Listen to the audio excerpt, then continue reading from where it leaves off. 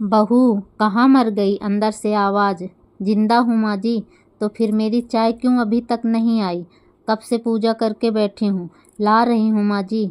बहू चाय के साथ भजिया भी ले आई। सास ने कहा, तेल का खिलाकर क्या मारोगी? बहू ने कहा, ठीक है माँ जी, ले जाती हूँ। सास ने कहा, रहने दे, अब बना दिया है तो खा लेती हूँ। सास ने भजिया उठाई और कहा, कितनी गंदी भजिया बनाई है तुमने।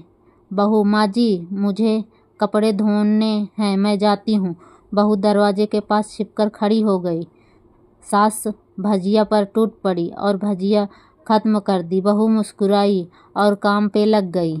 दोपहर के खाने के वक्त हुआ। सास ने फिर आवाज़ लगाई, कुछ खाने को मिलेगा? बहू ने आवाज़ नहीं दी। सास फिर चिल्लाई, भूखे मारोगी क्या?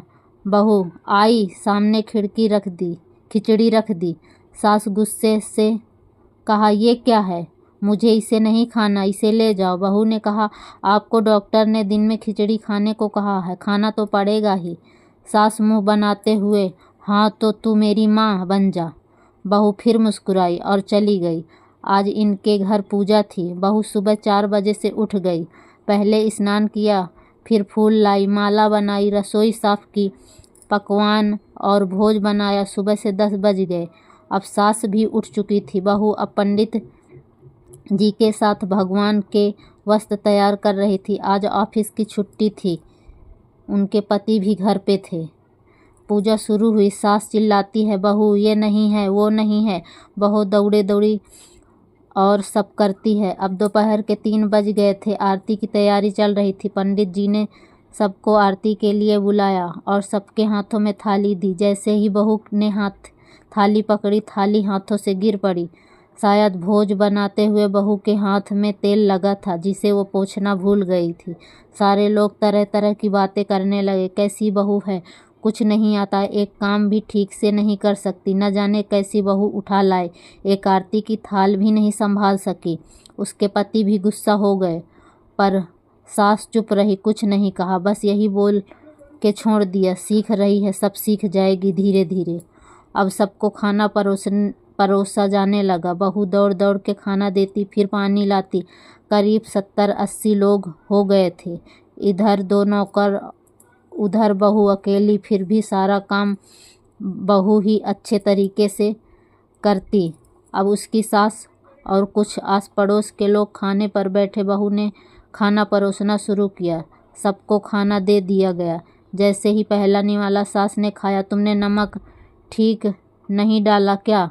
एक काम ठीक से नहीं करती, पता नहीं मेरे बाद कैसे घर संभालेगी। आस पड़ोस वालों को तो जानते ही हो ना साहब, वो बस बहाना ढूंढते हैं नुक्स निकालने का। फिर वो सब शुरू हो गए, ऐसा खाना है, ऐसी बहू है, ये वो वगैरह वगैरह। दिन का खाना हो चुका था। अब बहू बर्तन साफ करने नौकरों के साथ लग गई। रात में जगराता का कार्यक्रम रखा गया था।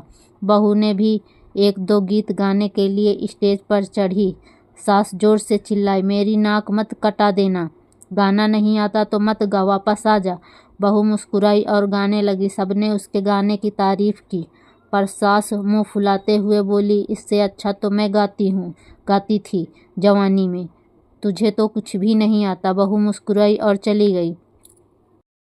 अब रात का खाना खिलाया जा रहा था। उसके पति के ऑफिस के दोस्त साइड में ही ड्रिंक करने लगे। उसका पति चिल्लाता, थोड़ा बर्फ लाओ, तो सास चिल्लाती, यहाँ दाल नहीं है। फिर चिल्लाता, कोल्ड ड्रिंक नहीं है, पापड़ ले आओ। इधर उधर आखिरी में उसके पति की शराब गिर पड़ी उसके एक दोस्त पर और बोतल टूट गई। पति गुस्से में 2 झापड़ अपनी पत्नी को लगाते हुए कहता है, जाहिल कहीं की, देख कर नहीं चल सकती, तुझे इतना भी काम नहीं आता। सारे लोग देखने लगे। उसकी पत्नी रोते हुए कमरे की तरफ दौड़ी। फिर उसके दोस्त ने कहा, क्या यार, पूरा मूड खराब कर दिया, यहाँ नहीं बुलाया होता, हम कहीं और पार्टी कर लेते। कैसी अनपढ़ गंवार बीवी ला रखी है तूने, उसे तो मेहमानों की इज्जत और काम करना तक नहीं आता, तुमने तो हमारी बेइज्जती कर दी। अब आस पड़ोस की औरतों को और बहाना मिल गया। वो कहने लगी, देखो क्या कर दिया तुम्हारी बहू ने, कोई काम की नहीं है। मैं तो कहती हूँ अपने बेटे की दूसरी शादी करा दो, छुटकारा पाओ इस गंवार से। सास उठी और अपने बेटे के पास जाकर उसे थप्पड़ मारा और कहा, अरे नालायक, तुमने मेरी बहू को मारा, तेरी हिम्मत कैसी हुई, तेरी टांगे तोड़ दूंगी। उसके बेटे के दोस्त कुछ कहने ही वाले थे कि उसकी माँ ने घूरते हुए कहा, चुप, बिल्कुल चुप, यहाँ दारू पीने आए हो जबकि पता है कि आज पूजा है और तुम्हें पार्टी करनी है। कैसे संस्कार दिए हैं तुम्हारी माता पिता ने, और किसने मेरी बहू को जाहिल बोला? जरा इधर आओ, चप्पा से मारूंगी अगर मेरी बहू को किसी ने शब्द भी कहा तो। अरे पापी, तूने उस लड़की को बस इसलिए मारा कि तेरी शराब टूट गई। पापी, वो बच्ची सुबह 4 बजे से उठी है, घर का सारा काम कर रही है, ना सुबह से नाश्ता किया ना दिन का खाना खाया, फिर भी हंसते हुए, सबकी बातें सुनते हुए, ताने सुनते हुए घर के काम में लगी रही। तेरे यार दोस्तों को वो अच्छी नहीं लगी, जूते से मारूंगी तेरे दोस्तों को जो कभी उन्होंने ऐसा कहा। उसके यार दोस्त चुपके से खिसक लिए। अब सास बहू के कमरे में गई और बहू का हाथ पकड़कर बाहर लाई। सबके सामने कहने लगे, किसने कहा था अपनी बहू को घर से निकाल के दूसरी बहू ले आना? जरा सामने आओ। कोई सामने नहीं आया। फिर सास ने कहा, तुम जानते भी क्या हो इस लड़की के बारे में कि ये मेरी माँ भी है, मेरी बेटी भी है। माँ इसलिए मुझे गलत काम करने पर डांटती है और बेटी इसलिए कि कभी मेरी दिल की भावनाएं समझ जाती है और मेरी दिन रात सेवा करती है, मेरे 1000 ताने सुनती है पर एक शब्द भी गलत नहीं कहती, न सामने न पीठ पीछे। और तुम कहते हो कि दूसरी बहू ले आऊं? याद है ना चुटकी की दादी, अपनी बहू की करतूत? सास ने गुस्से से पड़ोस की महिला को कहा, अभी पिछले हफ्ते ही तुम्हें मियाँ बीबी भूखे छोड़ घूमने चले गए थे। मेरी इसी बहू ने 7 दिन तक तुम्हारे घर पर खाना पानी, यहाँ तक कि तुम्हारे पैर दबाने भी जाती थी, और तुम इसे जाहिल बोलती हो? जाहिल तो तुम सब हो जो कोयले और हीरे में फ़र्क नहीं जानते। अगर आइंदा मेरी बहू के बारे में किसी ने एक लफ्ज़ भी बोला तो मुझसे बुरा कोई नहीं होगा, क्योंकि ये मेरी बहू नहीं, मेरी बेटी है। बहू खिसकियाँ लेते हुए फिर कमरे में चली गई। सास ने एक प्लेट उठाई और भोजन परोसा, बहू के कमरे में खुद ले गई। सास को भोजन लाते देखा तो बहू ने कहा, अरे माँ जी, आप क्या कर रही हो, मैं खुद ले लेती। सास ने प्यार से ताना मारते हुए कहा, डर मत, इसमें जहर नहीं है, मार नहीं डालूंगी तुझे।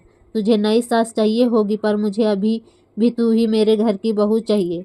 बहू ने अपनी सास को रोते हुए गले से लगा लिया। सास भी रो दी पहली बार और कहा, चल खाना खा ले। फिर मजाक करते हुए कहा, फिर मेरे पैर दबाने चले आना, और ये ख्याल मन में मत लाना कि सास पैर बोलती है, किसी दिन मैं इसका गला दबा दूंगी, क्योंकि कभी मैं भी यही सोचती थी। दोनों खूब हंसने लगी।